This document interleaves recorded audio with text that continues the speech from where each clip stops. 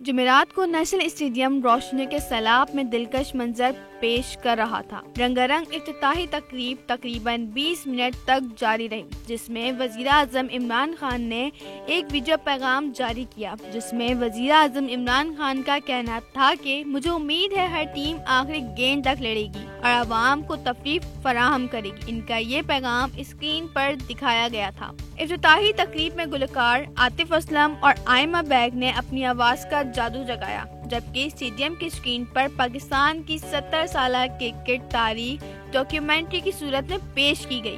تقریب کے دوران بہترین آتش بازی اور دلکش لائٹنگ کا مظاہرہ بھی کیا گیا۔ عالمی شہرت یافتہ پیراشوٹر نے 5000 فٹ کی بلندی سے پیراگلائیڈنگ کا شاندار مظاہرہ بھی پیش کیا۔ ذرائع کا کہنا ہے کہ گزشتہ سال یعنی 2021 میں ورچوئل افتتاحی تقریب پر تقریباً 20 کروڑ سے زائد خرچ ہوئے تھے۔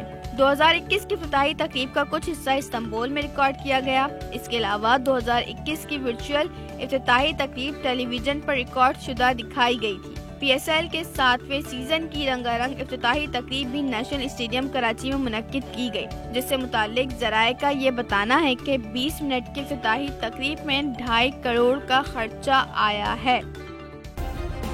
سبسکرائب کریں اور بیل دبائیں تاکہ کوئی خبر رہ نہ جائے۔